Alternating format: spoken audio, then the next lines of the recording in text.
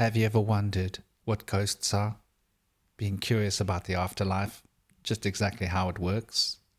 Who it is you're talking to if you happen to find yourself with a medium or present in a seance? We're going to take a deep dive, go on a little journey. But first, we have to understand exactly what it means to be alive. We are essentially a spiritual being having a physical experience. This spiritual state of being we call the soul, and it has been named many different things in various different traditions. We can consider it as the causal body, which is an expression of the consciousness field. We can think of it as a field of the causal field as well. Either would be correct. This causal consciousness, which is essentially the Akashic field, the Akashic plane, Akashic consciousness, if you will, is able to perceive all time simultaneously. The future, the past, the present. It's all here. It's all now. This is the fundamental state of being when the soul is beginning to touch the physical reality, but as of yet has not developed the organs necessary to interact. The first organ required is an emotional organ. We call this the astral body. This is in Vedic cosmology called the Ida, and is related to that emotional intelligence, the feelings, the moods, the hormones in the physical body, and carries the energy of the causal field or the causal state, the spiritual entity that is the self, into being. However, it lacks the ability to differentiate. The other fundamental organ is the organ of differentiation, which is the mental body. And this mental body is a polarized body that differentiates in various different modes and is responsible for all of our thinking. In Vedic cosmology, we call this the Ida. The Ida is also related to the central nervous system, and you can equate these in the human brain to the pingala being attached to the thalamus like a small little pimple, and regulating the central nervous system and the ability for the brain to carry information electrically as a series of impulses.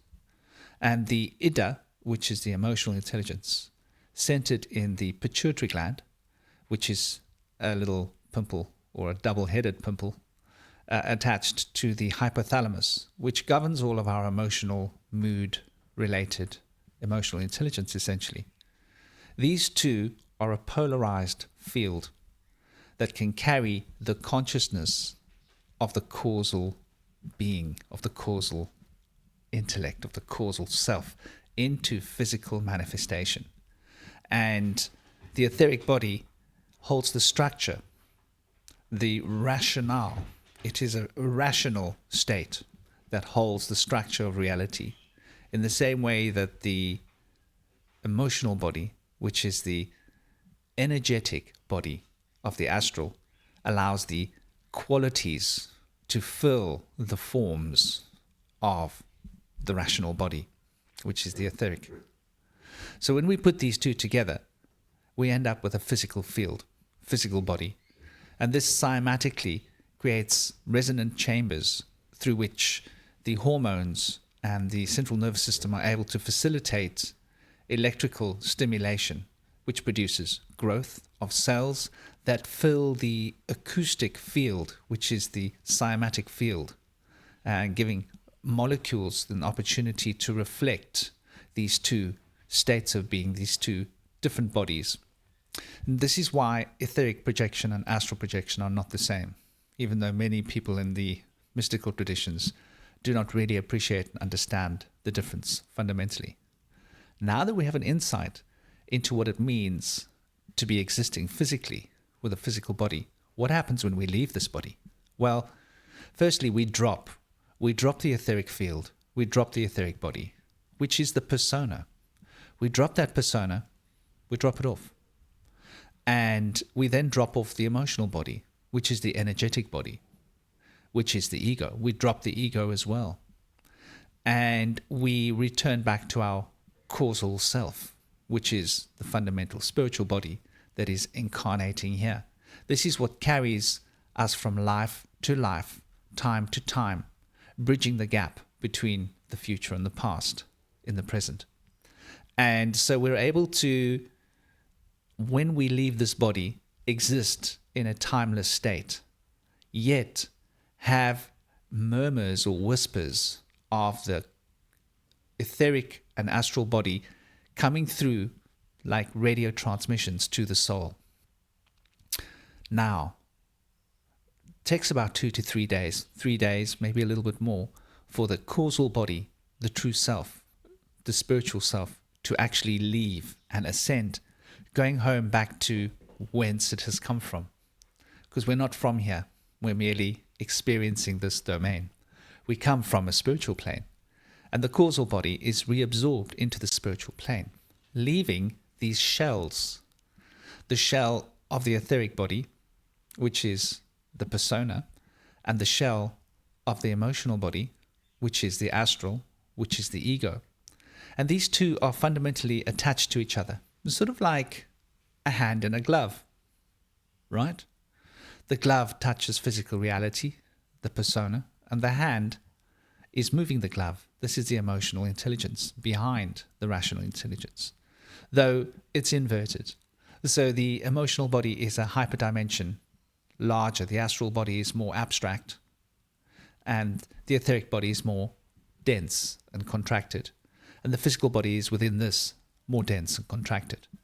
The physical body then loses its energy very fast as the energy is retracted back into the astral body. And the etheric body then, with the astral body, starts to become disengaged. It then becomes inert, and it is then sort of like a shell or a storage battery, which is an exact replica of who we were in the physical body. You've got to understand that we imprint ourselves into the ego and into the persona, the astral and the etheric bodies, which is essentially a polarized replica of the soul body, which is the causal body. And these two elements are left behind. Now, we are able to reanimate these elements. The living are able to be specific. Our desires, our love, our intent, and our feelings, our memories are all able to stimulate and reanimate, bring the energy back in to this astral etheric matrix, which is left as a shell. And we can then communicate with this through a medium. And for all intents and purposes, we are effectively communicating with our loved ones, with those that have crossed over. However, in terms of real time, we are not. We are merely communicating with the exact organs that this being used in order to interact with the physical domain. And so this is what we call a ghost. This is what we call a wraith. This is what we call shades. There are different kinds of shades, different kinds of ghosts. There will be some that fall dormant and are reactivated by certain earth-based currents, shifts in the earth energy. And this will normally be due to points of ley lines where there's a lot of energy moving, and there have been living people that have come to this place and charged it with their energy. And this is the kind of ghost that you will experience possibly every year at the same time, reenacting something that they've done in the past while they were alive. It's just a memory. One cannot interact with this. This is what we call a shade. And this is just us observing a video recording, if you will, of what has been before. There are, however, the actual embodiment of the psycho-personality of the ego moving through the persona that one is able to animate directly and engage with. This will seem like the exact person that we knew when they were alive. But that's the key. They will not have changed. They will be the exact person that we knew. They won't be a person in transition, busy growing, busy changing, busy evolving. No, it's like a snapshot. And we're able to empower this. Necromancers do this, and mediums do this, and they aren't aware of what they're doing. Now, here's the key. Here's the clinch, right? There are other disembodied beings, and they don't all have the best intentions. And they are able to use these beings to communicate with us and to wear it as a suit. Because this is a suit that the soul body, the causal body, wears in order to interact with the physical. Other beings are able to wear this suit, sort of like a disguise. So it's important to recognize and realize that when we are speaking with mediums or at a seance, that we are actually experiencing the potential of an imposter that will sound like, have all the memories, behave like the ones that we have known and loved. This is why when my clients come to me and they ask me, can I become a voice piece for them? You're a shaman, you can go into a shamanic trance. Can you channel my ancestors for me? I'm like, no. That's not how this works. Your ancestors are within you. Now here's the key. This is important to recognize and realize. Our DNA are vibrational fields. And it's vibrating between the pitch of about 1 gigahertz right up to 10 terahertz. Much of the frequencies are the 4 gigahertz, 5 gigahertz, 6, 8, 10, 12 gigahertz spectrum. No coincidence that your modems are pitched to that particular harmonic scale, by the way. Go and do your homework, do your research. There's a lot to learn. However, this is a frequency. This is a resonant field. And these resonant fields have many different frequencies operating simultaneously throughout the DNA, producing various different standing wave, pitch, harmonic field elements that are generated through the interaction of all the different vibrating frequencies of the DNA. As I say, it's all the way from 1 gigahertz or 800 megahertz all the way up to 10 terahertz. Can you even imagine how fast 10 terahertz is? Think about it. It's ridiculous. So this field has a subspace element, and that subspace element is obviously of a multidimensional nature, which is how we are multidimensional beings, holding multidimensional potential in this field of consciousness that we call ourselves. And this actually produces a connection with the ancestors. So the pitch and harmonics of our ancestors that have walked on this planet are pitched and resonantly vibrating with the same pitch of the resonant frequencies that we hold within ourselves.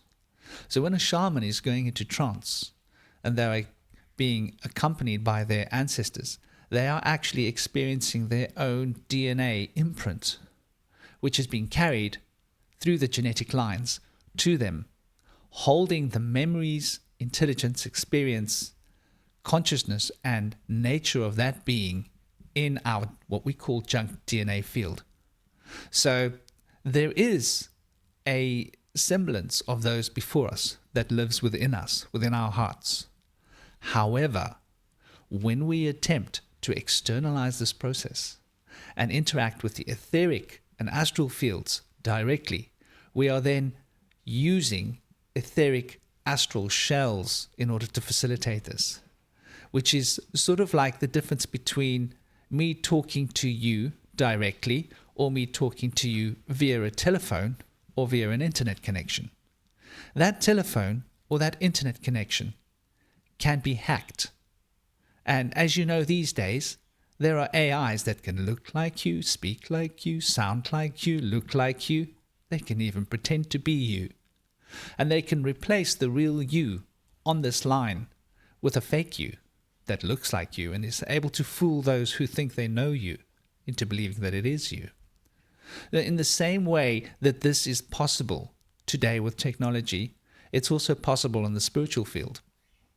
So bear that in mind next time you want to communicate with those loved ones that have crossed over.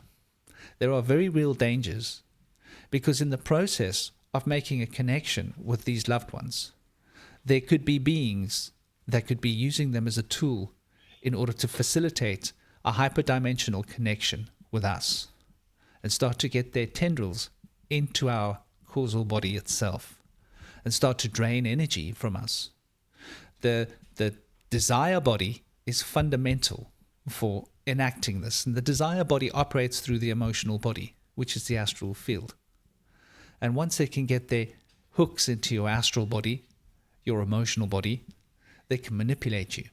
So it's important to recognize and understand why all the spiritual traditions and religions of the past had no time for those that wanted to dabble with necromancy. For there are very real dangers, and there are very real beings in the eighth sphere, as Rudolf Steiner, as those from the Anthroposophical Society or the Theosophical Society have discussed. We can consider this as the Klipot of the Kabbalah, or in the Vedic tradition, we speak about the Asuras and the Raksha, and that these beings exist within their own lokas, which are dangerous beings very often to communicate with, for they have their own agendas. So bear that in mind next time you want to dabble with those that have crossed over. I hope this has been a transformative and an informative little video for you.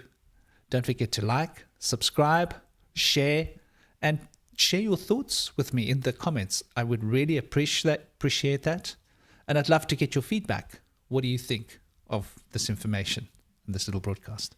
I'm sending you big love, big blessings, peace, honor, and respect. This is the Bush Whisperer coming at you from Cape Town, southern tip of Africa. Aum Shanti.